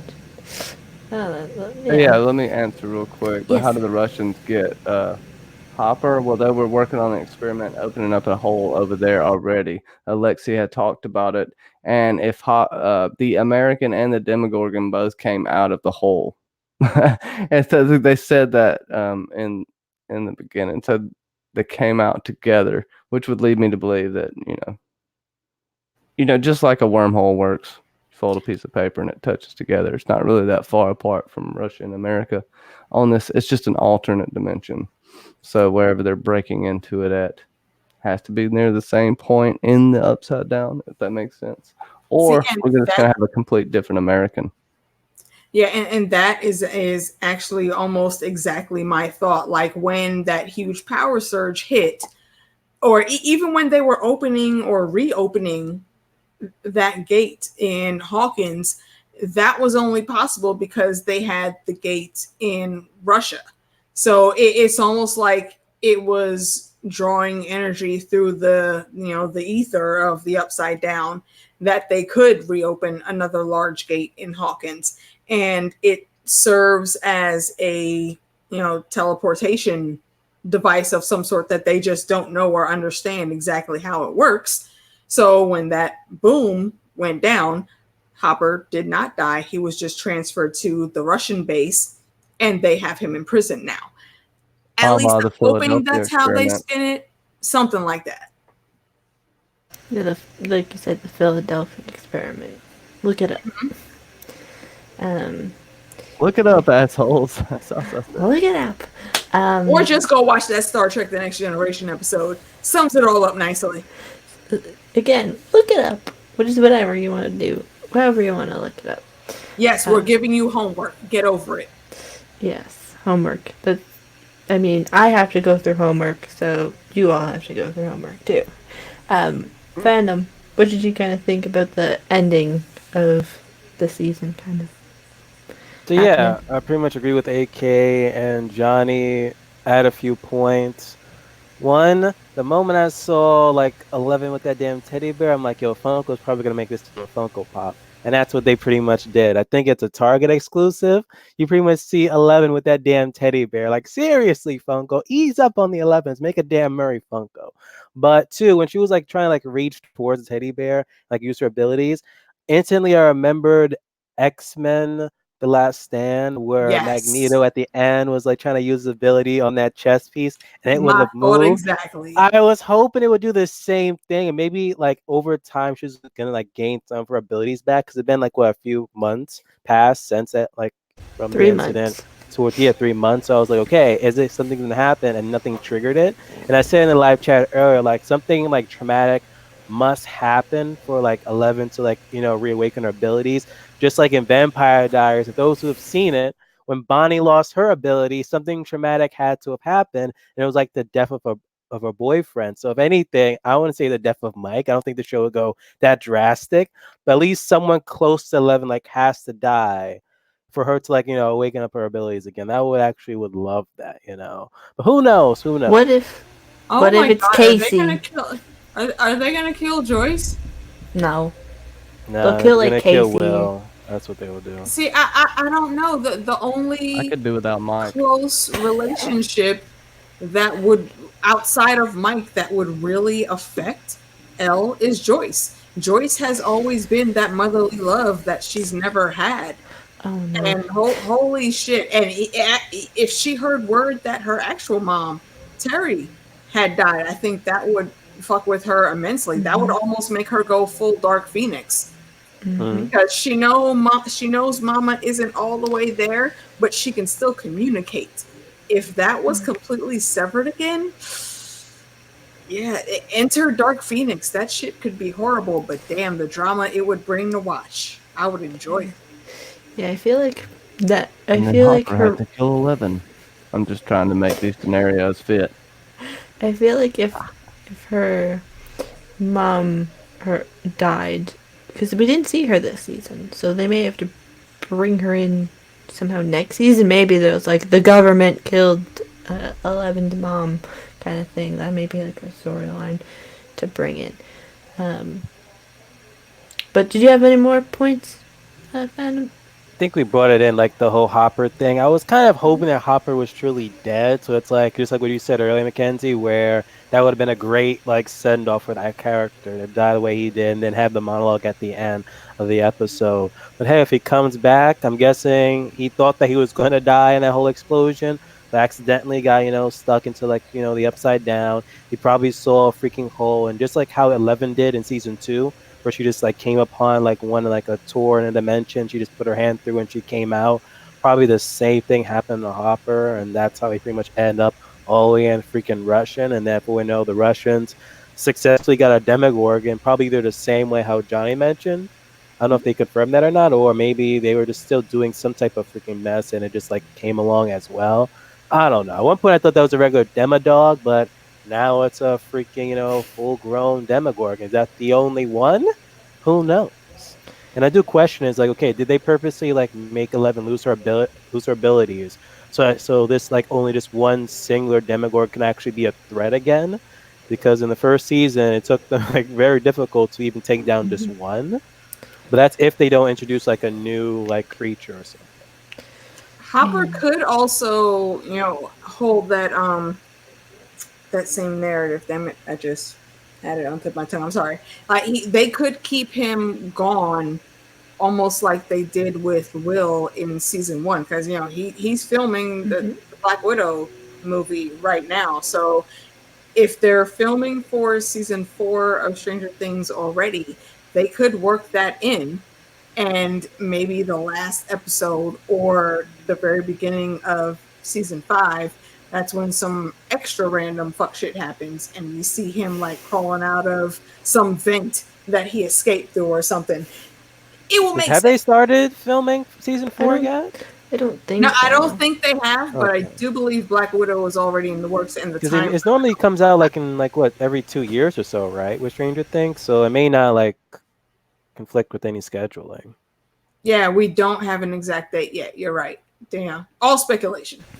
Yeah, yeah, because I think recently there was, I don't know, probably because I follow or I've tagged Stranger Things a couple of times on Twitter, but I don't know, like maybe that they're, or at least in the pre-production phase for filming, but who knows? Who knows? Yeah, the season was very well done, and it brought out, it like seemingly leveled up from like the first season and the second season, like in terms of production quality. Like they're spending a lot of money on this show now, just to like kind of use a mall and then like buy out probably like an old mall and then just like film in it. That probably costs a bit of money. So yeah, they did very well with this, and I feel like They could have just fixed up an abandoned mall. Would have been pretty cheap. If they did something, because there are a lot of abandoned malls nowadays. It's kind of epidemic, abandoned buildings in America. Anyways, and I think it's hard to say where they're gonna drop the time jump, where we're gonna be, whether because it's if 3 months, it's already almost bordering on September. So unless they just do a short 2 months previous, then maybe that'd be where they drop it. But I feel like they could do like almost like a spring thing and try and like get them through, because they kind of did fall slash winter and then summer. So they'll maybe do like a what is it? The Gilmore Girls winter, spring, summer, and then fall. Um, so anyway, but Oh, can I say something real quick? Mary J. Starwalker made a pretty good point. Maybe 11's powers got demagnetized at the mall / while near the upside down portal machine, and they'll have to go back in time to when / where there was lightning at the swimming pool. Uh, the demagnetization thing is interesting, and I don't know if they're gonna use time travel right now, but with those flashbacks, how the mind flare, we saw those flashbacks with Billy. Uh, I wouldn't put it past them, but I think it will be subtle if they do it. I don't think it would be, and I don't know if they could just go to an ultimate point. But I do like that. I like that. Um, I also think that maybe it's because the portal's closed now, and 11 possibly needs the upside down because it seems like her powers maybe they seem like they could be ultimately connected, but I don't know. There's no confirmation on that really. Yeah, I don't know that I would go with that because she was doing the whole telekinesis thing before she officially went to the upside down and started, learning how to try to control her powers a little bit there. So I don't think she necessarily needs the upside down to do it. However, that is very interesting if they did work that into the narrative. maybe. Because I don't think you can just legit get rid of a whole side by side universe or alternate reality. So I think some way, shape, or form, her powers are going to have to come back, and it's not going to be because some rift in time or another anomaly gate was opened. It has to be a bit more organic than that, I think. But we'll see. It really will be interesting how they spin it. Yeah, because you can't technically take out the other dimension when this show is basically based off of a world that has, or our own world having two dimensions that it goes between.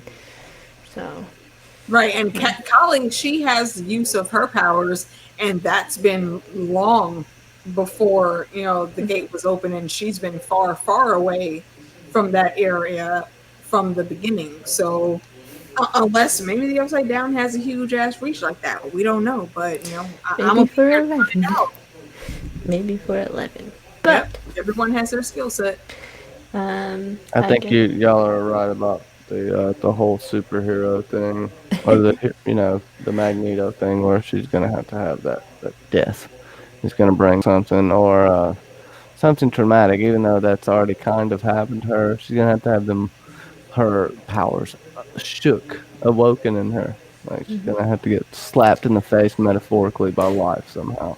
Right. It's almost very reminiscent of how mutants in the Marvel comics come to have their powers. It's usually during puberty when something slightly traumatic or very emotionally sound happens to them. That's what triggers the change. So I think it would be cool to see that with 11. Hopefully she doesn't turn into, Darth 11, but if it did, I'm still here for the ride because it's going to be a good story. well, maybe by that point, well, they're about to hit their mid-teens, so someone has to go through like a dark emo phase. Maybe it is 11 that has to go through an emo phase, and it's not like everybody else. Yeah, she kind of had that when she was with Macaulay. We don't need that again. They do it too. Yeah, she had that goth phase. No, I think she's gonna. I think it was Johnny that had proposed this before, that Will would get some type of power, and she's gonna have to help guide him through that because he's got the spidey senses already, and because of that damn slug crawling around in his system before he coughed it out. I think that could have, left some residual magic, So, Like, not everyone is born with magic. Some people acquire it, like Rumpelstiltskin. on Once Upon a Time. He acquired his magic. Regina was born with hers. She just had to know how to tap into it. And I think that's a good dynamic that we could see with Will and Eleven because they're essentially brother and sister now. So I'm very much looking forward into the Joyce crew versus the Hawkins crew and how they're going to mesh them back together. Yeah. Yeah, it'll be a good one. And then yes, Scoop's troop or the is kind of still together, but at least Steve and Robin, they're not gonna work at the movies or the movie store, um, and it's just like Robin, she's talking up her friend and be like, yeah, if you hire him, then all of the hot girls will come and show up. Like that's just like a funny thing, and I can't wait to kind Yeah. of see another season of them working at a different establishment. Hopefully, this one doesn't burn down in the ground. Can I And say when you're an adult, it's not that sexy that your career's at a movie store. So I don't know if her plan Robin's intentions are good, but I don't know how well her plan's gonna. That's only gonna work for a couple more years for Steve, and he ain't gonna be able to get by on that ass. She said what she needed to say to make sure that Steve got that job. And the fact that they're putting them at essentially what a Blockbuster is versus the mall, I think is also good foreshadowing of things to come. Because, this whole series has been based on, like, games, not just video games, but more importantly, just like strategy games. Steve, he doesn't tend to study a whole lot. So I would say he's more of a visual learner than, reading and going through practice and whatnot. So for him working at a movie video store and having basically been, the best big brother ever to Dustin, he's gonna start, Dustin's gonna wear off on him a little bit in that way, and he's gonna start seeing the, quote unquote fantasy movie realm as a correlation to what might be happening in the real world, like the kids see Dungeons and Dragons as their way to understand all of the extracurricular shit with the Upside Down. So if that happens, I think that's a really great avenue they've already set up for him and Robin to continue their adventures. I'm here for it. I can imagine once they get like the movie for Back to the Future, like it comes through the movie store if they're still working there when it happens, and then they're like, wait, and then they start like laughing, like they normally do. Or like, I only remember like one scene in this movie because I was like, I was hopped up when it was actually when I went to go see it. Like they have like a flashback to that. But anyways, we've been rambling on, and I know we've kind of did a prediction, but what's one prevailing prediction along with your rating for the episode, rating for the season, and what you got going on? I want to say something real quick. So I've been thinking about what this catalyst for 11 could be. Mike gets a new girlfriend. Boom. And moves on. 11 gets her heart broken for the first time. This brings out the rage inside. That would be my prediction. There we go. And that's using my friends here as a crutch for this prediction. So I would like to thank y'all for that. I kind of really I dug this season. It was a little spoiled for me. Some people didn't like the tropes. Some people didn't like the nods to all the 80s shit. I did. I'm sorry. Call me a shill if you want. I don't care. I got my own opinions. This is some subjective ass shit, and I know it's a lot better in season 2. Was it as good as season 1? I don't know. It's hard for me to compare, especially with all the Twitter promotion that kind of screwed me over. Felt like there were a few key moments that definitely got spoiled for me. But I'll shut up the hell about it. Thank you, Sasa, for having me on, and I really had fun with What's your what's that rating? guy's name? Hashtag Dustin did nothing wrong. And What's your rating for this? my season? rating for this The episode and then the season. I give it a 8.5. Dustin definitely made me do it. That do it, whatever. I can't think of nothing really good right now. I'm on a bunch of Benadryl. I'm under the weather, so don't yell at me. And the whole season, I'd give it an 8 out of 10. Tainted toilet seats. I don't know. I don't even know why I said that. It's just Well, there was a put bathroom me on the scene. spot. Well, there was a So- bathroom scene. Yeah, I think they definitely got some horrible things from sitting on that bathroom floor. Stephen Robin. Yeah, that was gross.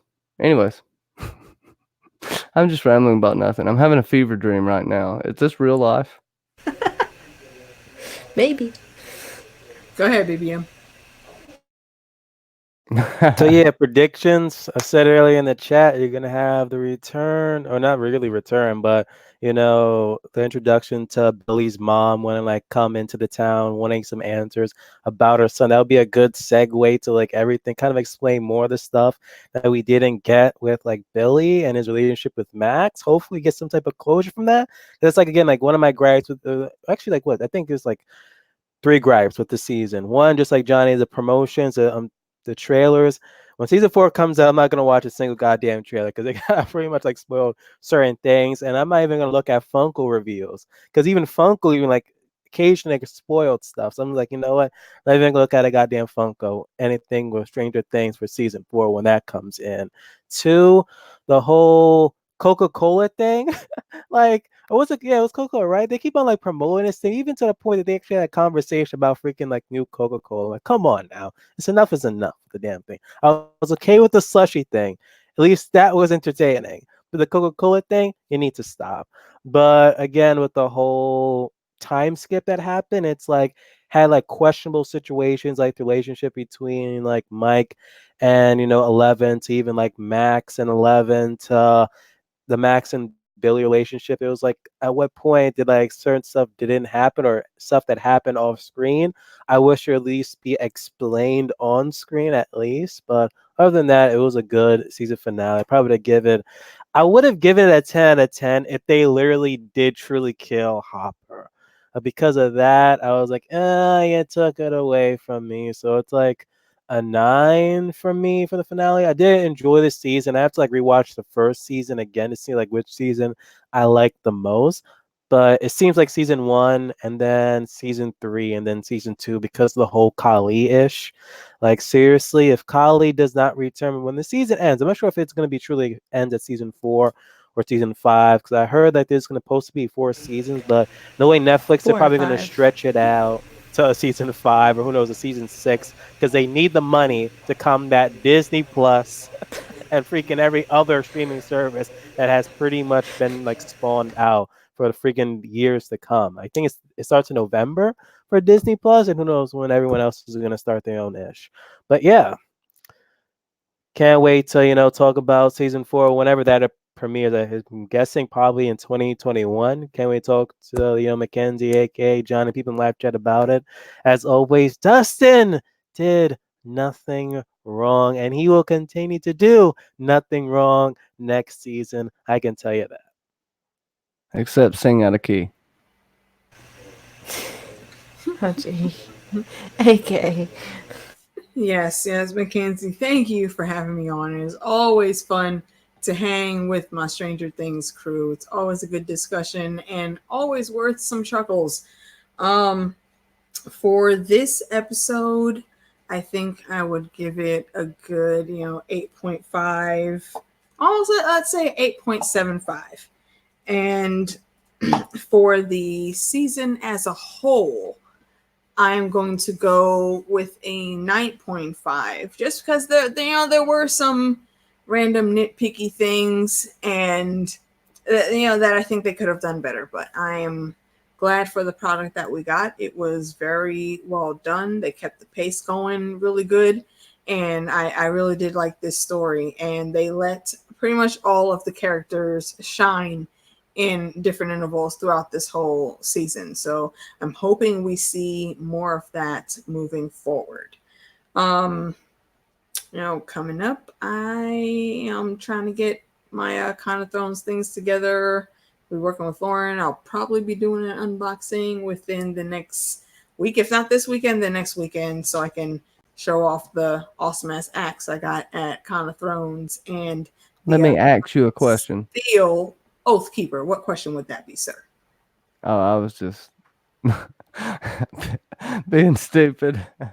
He said, "Let me ask you a question." Tisk tisk.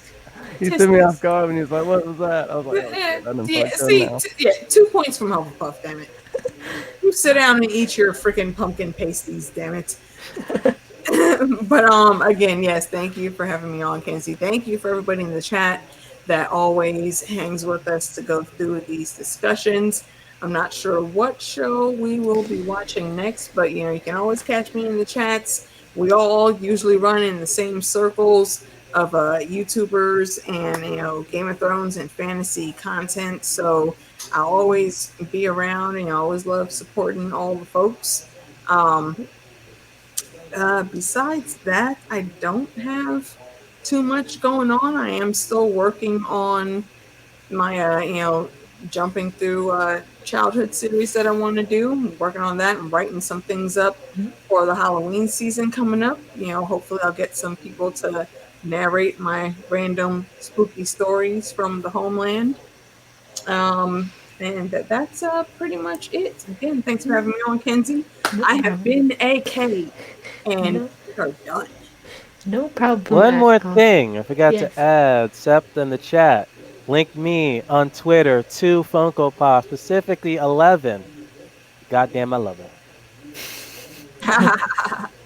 Shout out to Mara for hooking BBM up with the Funkos.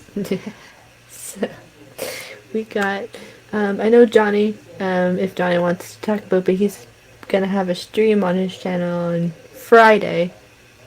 It's gonna be Saturday now. Or I gotta give Saturday? myself a little bit of time to come back Alright. with the high breakout. But it's gonna be Saturday.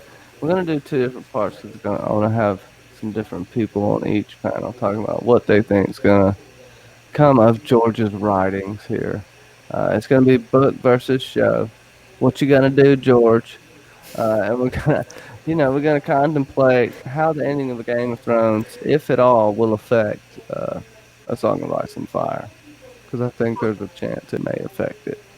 And let's see. Yeah, if by chance you need more people, since it's on a Saturday now, I can make myself available for a Saturday. I thought the original date was during the week, so I didn't volunteer, but if we're doing it on a Saturday, you let me know, and I'll try to work it in, if you need more company. Alright. And welcome back, Casey. We're just doing some outros, but... Yeah. Oh, sorry. What? Is it mute and unmute? But for me, I kind of give this episode 8.5 heartbroken hoppers, like the family unit hoppers.